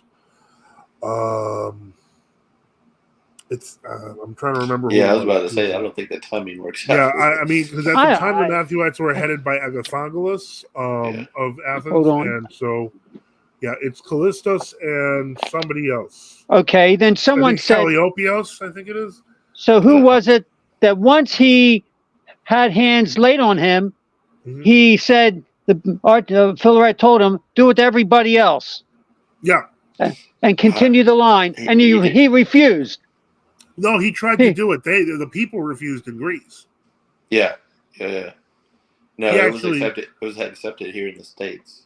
Right. And then when he went to Greece to fulfill the obligation, and the people were like, no, we don't recognize this. We recognize our orders as they were previously. And it turned into a fight that eventually led to the schism of Callistus of Corinth, who broke with some of the Florinites and some of the Matthewites, and they formed their own cleansed, quote-unquote, synod. And they're the ones who made Metropolitan Cyprian of Oropos and Philly, for example. Yeah. That stuff isn't mentioned. Is that from the struggle against ecumenism? Yes. Yeah, that's the part they kind of left out, which is why you need to read both that one and the Etna book, and then kind of piece it together, because both sides present their own version. Yeah, that's what I'm noticing. Everybody has their bias, and there's no clean version of the history. Yeah, the closest you get, and unfortunately, it's still heavily biased against my synod, is Vladimir Moss's stuff. But even he doesn't cover everything. He leaves out those details. But yeah, they did. So there was a good faith attempt, Father, that they did. At least Metropolitan Callistos tried, but a lot of them didn't want to accept it. Now with the Stephanos Synod, because that's the main Matthewite Synod now. Which that wouldn't be in the book, Father, because I think the book stops at 1993. Yeah, that's way out. Yeah, so this would have been after the Kyrikite schism, but the Stephanos Synod actually did admit that their orders were corrected in a Greek court, because they originally were having the issue with the naming controversy, where they needed to change their name. The state was telling them to not be confused with the state church. So they didn't change their name, and then the state church bishop tried to sue for their cathedral. Father Methodius has popped in. I wish he would have used the chat in the cafe. But he says the Serbian Church is very difficult to understand. Most people commenting on it fail to grasp the wild history of the Serbian churches and the statements made by the Serbian hierarchy and clergy who spoke during historically confusing times. This is absolutely true. The Serbian Church, the Bulgarian Church is confusing. Places like Albania and Poland. This is part of the reason why I've been so slow with the article, is because the article, even though the idea behind it is to cover each decade, you're covering the Orthodox world every decade. And it is not an easy thing to do, nor is it black and white. But, yeah. Was it saying, or... Huh? Man wasn't... Let me see here. I got to move the screen. Man wasn't made by the canons. For the canons were made for man. Not everything can be foreseen by the canons, paraphrasing St. Joseph of Petrograd. That's absolutely true. Dimitri knows which one is the Etna book. That one's the one called The True Old Calendar Orthodox Church of Greece. I believe it was Hiram Kotopias who wrote that one. But again, that book is going to be a lot thinner, and it's going to basically gloss over all the stuff that the struggle against ecumenism talked about. Yeah. And then shrink it down to just the history of... Basically, they'll be like, the whole church in Greece was a mess until 1978 when our bishops were made. Yeah. And then from there, the history is almost accurate, except they leave us out again. So both of the histories leave us out. But in any case, other than that, yeah. So having both those histories help, but it's still not complete. I would recommend reading, and I hate to recommend my work because it's so dated, but if you go to my academia site, Lux Veritatis contains yet the other part of the history, or you can go to our website at Orthodox Metropolitan. You'll see that all three of these histories, then you can kind of smush them together, and then you'll basically have a mostly accurate picture of Florinite history, and then you kind of have to do the same thing with the Matthewites. Well, then Subdeacon Nectarius' book is a good overview too for how it relates. Subdeacon Nectarius's book is pretty good for how it relates to the Russian Church abroad. Yeah, it is. That's a good basic intro. Yeah. Father Methodius says World Orthodoxy is a psyop. The RoR is creating a Mandela effect and confusing new seminarians who know nothing about the history of their groups. Agreed. Yeah, they are. That's absolutely true. Nothing was sadder. I witnessed that firsthand. Yeah, it's true. Yeah, I mean, it's tragic, and it's like, I mean, I hate to say it, but it almost feels like they're wearing old RoR's skin as a suit. Yeah, they are, and I'll give you perspective. Like a few years ago, like let's say around 2012, you would have never heard anybody call their former brothers schismatics. Yeah. But now that we're like 2024, like I don't know what happened. Well, I know what happened, but it's weird. It's like alternate reality over there. So it is. It is, and so I understand completely the confusion that they are feeling, and it's not good. It's unfortunate and it's unfair. I'd love to hear about Father Methodius' visit over there. Yeah, that would be great. I mean, Father Methodius, if you want to pop on, we do have that link there, but up on the top of the chat. Otherwise, I will try to call this week to schedule a time to do that we can do a show, because I still want to do that. But this is other than that, yeah, there's a lot to it, unfortunately. And this is the stuff that I hate to say, but people who are new to true Orthodoxy don't get. They think we live in some sort of vacuum, and that we just made up everything we did. There's no history behind it. They think it's just we just broke from the glorious patriarchates, and then you have to remind them their glorious patriarchates were either founded by Stalin or co-opted by European governments, the Masons, etc., and they've become disgraceful in a lot of their teachings and beliefs. And then they're like, well, why would you say that? Because they're still thinking of this glorious history that isn't theirs. It's, I mean, I hate to say it, but it's like, it's a skin suit religion. Well, it's fallen under that other skin suit that happened in the 19th century, official or world orthodoxy, versus early 20th century. Yeah, that too. Then non-canonical orthodoxy from their perspective. Right, and that was all marketing to begin with. Yeah. I mean, there were a few very important and famous cases. I've mentioned the Kudrovsky cases. There's the Santa George case, etc. But one of the main products of this ultimately was that they had to kind of create, like, I mean, I hate to say it, but like a kosher governing body. They had to kind of like, make it so that they could be like, this is officially Orthodoxy because we say so, and if you're a part of our club, then you officially get the kosher stamp.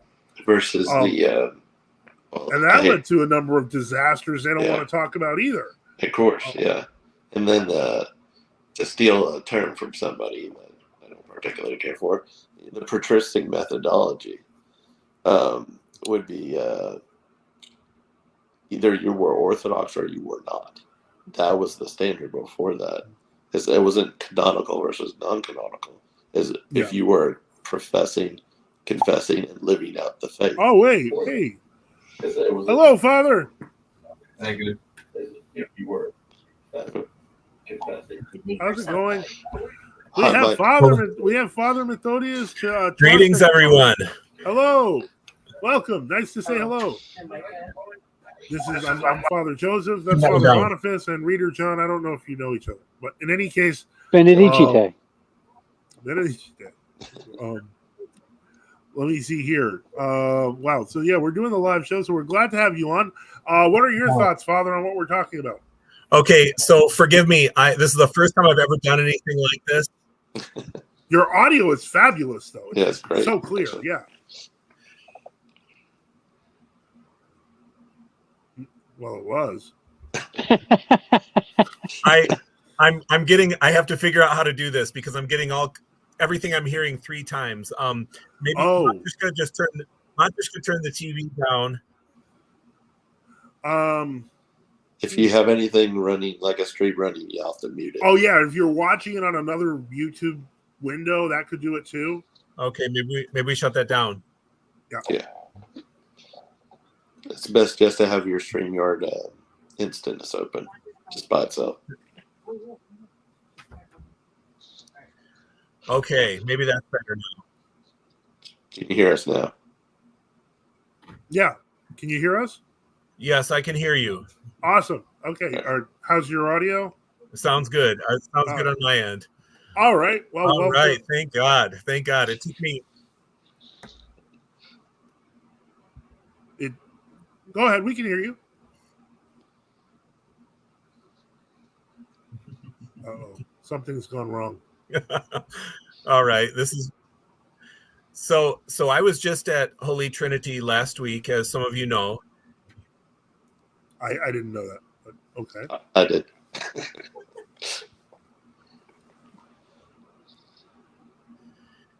And in the bookstore, every single section contains several volumes from genuine Orthodox authorship.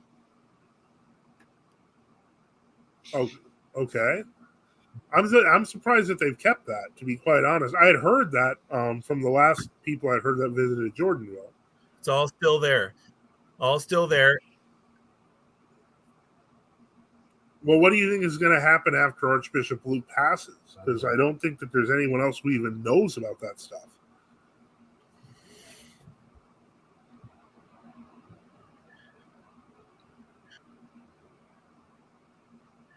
Yes, that is a concern. I was concerned a few years ago that they would start revising the Slushebniki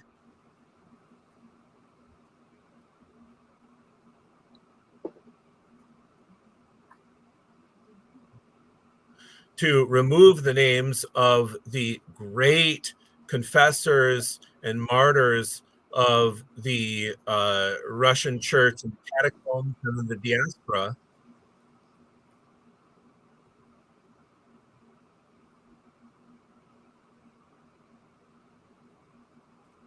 But they're still there.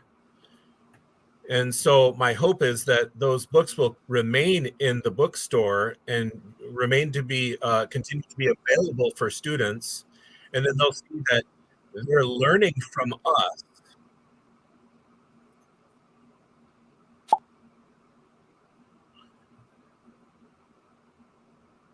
Yeah, we've got some live comments. Rumpelstiltskin says, "Would Stalin save the church?" I'm going to skip the question to the end there, Unseen Warfare. Benedetto of the North Sea, rubbing shoulders with the Pope since the 60s. Ika says, "I've heard that many books and icons within World Orthodox stores are actually supplied by Boston." That is definitely true with the Psalter, and that is definitely true with a number of other items like icons. Unseen Warfare says, "Father Joseph, what are your thoughts on people saying the capitulation in RoR? Oh, okay, Father Methodius dropped off. Hopefully he comes back, God willing. Father Joseph, what are your thoughts on people saying the capitulation from 2007 from RoR to the MP was a reunion? That's not right, is it? RoR was never part of the MP previously. It was part of the real Russian. It was a part of the real Russian Orthodox Church. It wasn't established by Stalin. This was actually a complaint that people were making at the time of the union. And yes, I would not refer to it as a reunion. That's a true story. Yeah, they were, because a lot of people in RoR considered, the MP to be what it was, which was formed by Stalin in 1943. Mm-hmm. I hope Father Methodius comes back. I feel bad. I think he was having some feedback issues with his own. Yeah, I noticed that because of the delay. Like, he kept on delaying, and I feel like maybe he wasn't hearing us, or he might have Bluetooth. I know if you use a Bluetooth headset, there's a delay. So. That happened. Well, it was nice to see him. Yeah. Dimitri's. Go ahead. I was just saying the only reason I knew about it because I was kind of like stalking him on a social media app, and he was venturing over to the East Coast and was hitting a bunch of different places. Like he was blessing some vestments on the relics of St. Philaret of New York. So That's why it was over I'm there. a little bit confused as to what you mean by stalking on the social media apps, but I'm going to leave that question alone. No, I'm joking about that. No, I don't. Several World Orthodox Parishes have been to the CCOS books. Dimitri, yeah, that is true. Father Methodius says, total feedback issues. Forgive me, Father. Not a problem, Father. It was good to meet you for the first time, and hopefully we'll talk very soon so we can figure out a connection. See if there's connection issues, figure out how to do a show, because it's something we're looking forward to. However, with that, and with 4 seconds to go, it is time to put up the magic words. Questions and comments are now closed. I'm going to be looking for final comments and questions. Most notably, if you're on the cafe, you might get something snuck in there. But I see here, stalk me. Okay, Father Methodius says, stalk me, Third Coast Orthodoxy. I don't know what that means, but I assume that's probably from the social media you saw. Is that an Instagram or something? Or no, it's Facebook. I Facebook. don't stalk them. I follow several people. So well, he's clearly inviting people. So yeah. Okay, but anyway, let me see here. Okay, so basically, we will be putting, if it is on the cafe or if it's a super chat, we'll probably try to catch it. But at least until the last 2 minutes, because I think we've pretty much covered everything. We tried to. Was there anything, Father Boniface? Was there anything you wanted to cover that we didn't get a chance to today, or no? No, not at the moment. All right. Well, very good. As you may, if you were listening earlier, God willing, Father Boniface might be starting a podcast soon. I'd be glad to help with that. I'm hoping that would happen soon, and he's got some great ideas, so I'm looking forward to it. A lot of people come here just for Father Boniface, so I'm still going to bug him to come back on. But in any case, we want to see more true Orthodox presence all over the internets. Yeah. So that's what we're gonna do. But in any case, and another case there is Father Methodius. If you have not been to his channel yet, please do that. I'm going to just put this up just so you can see how his name is spelled. You want to copy that, put that in YouTube, and follow him because he does almost daily sermons, if not daily, on readings for the day, etc. So you want to follow him. We need people following. I wish Bishop Enoch was here. I really do, because he actually, and as I kept mentioning the Monophysites, he actually found a patristic era text, early patristic, or I should say Monophysite period era text, an apologetical work that hadn't been translated from Latin. And he's translating it. And he's done a good chunk of it, but he was actually going to do readings of it on his traditional Western Orthodoxy channel. But what's amazing is that the answers that they're giving, this Vigilius it's a North African city, is giving as a Chalcedonian to the Monophysites are in answer to the exact same question the same questions Monophysites ask us now. Is Christ a composite or single person, hypothesis, etc.? All of this has been covered.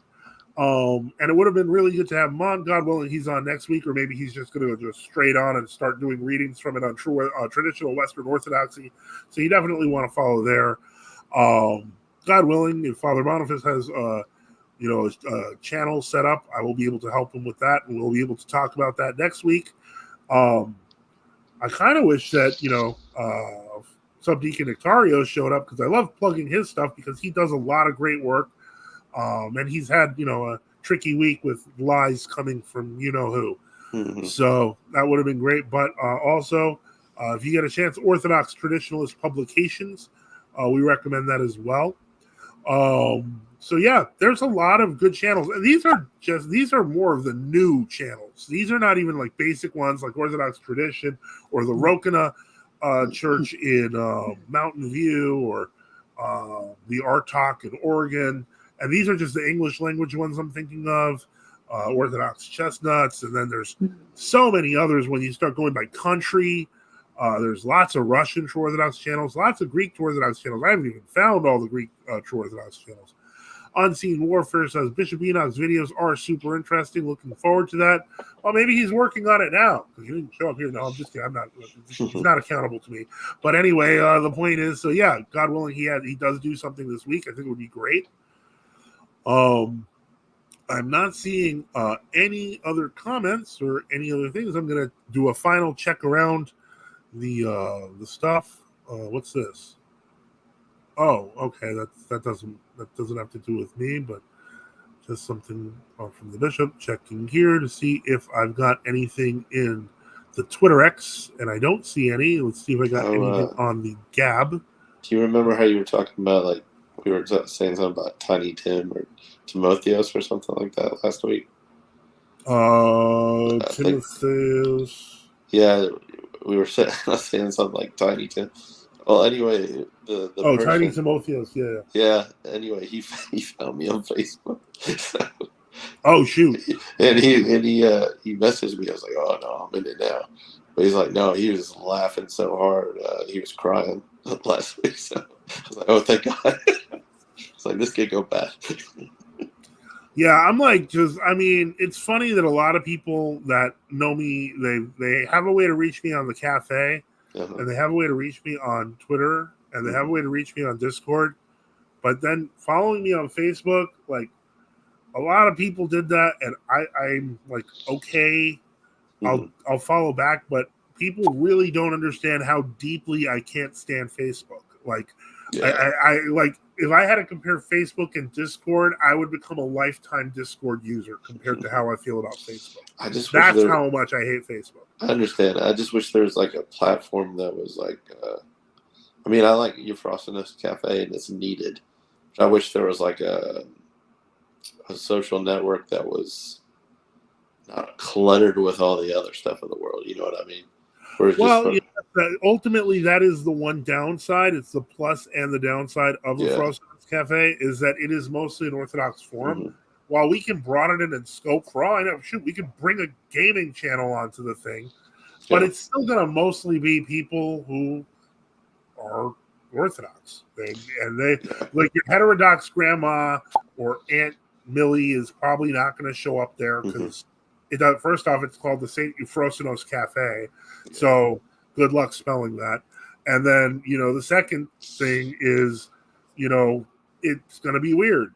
And just with the X and Facebook, like, they both have, I mean, like, most of these social media entities have their benefits, but they have a lot of downside. So yeah, that's my. So this is I kind of see the cafe as, first off, what it always historically was, which is kind of like a forum and research historically, like a research portal historically that can be used and gone back there. But I'm adding these other features because I'm really okay with having the cafe be Orthodox people's third or fourth favorite contact method. Like, I like the chat feature, but I guess what I'm getting at is if we had something where we could talk and not having to worry about explaining shop to other people, like, you could use terms that you don't have to explain because people just know. And I think to that end, I think the cafe is like that, but that's what makes it insular as well. Yeah, but it's not as dynamic as like a Facebook or a Twitter, versus where you get like very real time feedback. You see what I'm saying? Yeah, well, that's part of that is, and that's part of the other reason why I keep pushing the chat.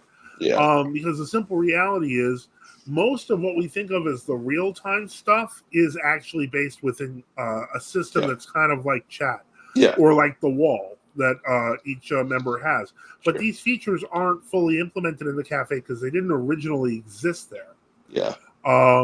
True Orthodox singles, I will leave that to somebody. I'm leaving that to somebody else, man. Yeah. I'm not. I'm not the one. I can't do everything. The point is, it's Tiny Tim reporting. It got recommended to me. Well, I hear Matrix was tried, but it didn't work out. Matrix was tried. I use Matrix regularly. I would be shocked if anyone used Matrix and didn't tell me, but if they did, maybe they wanted to do it without me. But I use Matrix or Element from Matrix daily. So I don't even know what that is. What is that? Matrix is an open source, decentralized messaging platform that can also be used with group chats and so on and so forth. Yeah, if you want to try it, go to matrix.org and look at for Element. But the whole point is, even that's incomplete, because in order to properly do Matrix, what you would have to do is, because there's two ways to set up. You can set it up by going to the Matrix Foundation and setting up an account with them, which technically means you're kind of accountable to their organization. Yeah, it's kind of like this. The other thing you can do is you can download Matrix onto your system and base it on your server. And if you do that, then everyone would get a kind of a user account name based on your domain. And it would be completely for your organization. Is that kind of like Jabber from back in the day? Like a Jabber? In some ways, yeah. And there's a Jabber plugin for it as well. Oh, really? So, yeah, the point is, but it's much more advanced. Really? It has, the full chat experience. It's got audio, visual. It can do calls, things like that. So it's really complete. But I don't know how I would even interface that with the cafe, or how much it would cost. I feel like it might use up a lot of memory. I just don't know. And plus, then I'd have to figure out how to give people Matrix accounts. I don't know. You'd have to tie it into your own domain. It would have to be a massive. We'd be talking about a massive overhaul. He enjoyed his boat ride to Ellis Harbor. Father, since you use the Matrix, would you choose the red pill or the blue pill? I will never talk about that movie. Blue Raspberry. There is also a Discord to Element plugin. That might be useful for me. But in any case, the point is, what I want people to do is move towards centralizing Orthodox sources, not move toward pushing Orthodox onto other people's centralized sources where they control you. That has been my point the entire time. It remains my point. And so that's where I'm going. But the whole point of me bringing people onto this chat, even though I will say it has not been totally successful outside of Sundays, is to use it regularly. Like, for example, if I want to write a private message, let's say I want to just, so an Element server could interact with Discord users. Yeah, but then the problem is you still have to get on you still have to set up the Element server and the Discord. And just, even the cafe at one point had Discord integration with our old Discord. But the whole point is that if people keep trying to drag everything back to Discord or drag everything back to these closed source, that's what I'm trying to avoid. You want to maintain protection over your online properties, and it seems like everyone is so desperate to do the exact opposite that they don't realize we've already been through this. Parallel technologies, I am in. I agree with that. It's great. But we'll talk later on that. In any case, I am going to call it a day. The whole point is I want people to move into Orthodox sources that they control. Right, but that's my point. That's kind of why I created the cafe. But what ended up happening was that the bells and whistles that Discord has, which they pay a lot of money for, psychologists to analyze precisely what will be the most addictive patterns. What it ended up doing was it ended up becoming a funnel. The cafe was becoming a funnel to the Discord, which is exactly the opposite of how it should be, because the idea is I don't want to live under the thumb of blue-haired liberals that run Discord. Yeah, I think what Father's trying to say is he doesn't want to live in a silo that somebody else controls the keys to. Especially not a blue-haired liberal. Yeah, that too. All right. With that, I think we're going to close out. I want to thank everyone to our guests, to our listeners, to those who had questions and comments. Father Methodius, Father Boniface, Reader John. I think there was somebody else who was here, but I don't remember. And to those who support our mission, support the channel. We at NFTU need your help. Support us by subscribing or donating at nftu.net or on GiveSendGo or on Odyssey. We remember all of you in our prayers, and thank you for all the support for NFTU. As always, if this has been helpful, don't forget to like and subscribe. And may God bless you in the name of the Father, and of the Son, and of the Holy Spirit. Amen.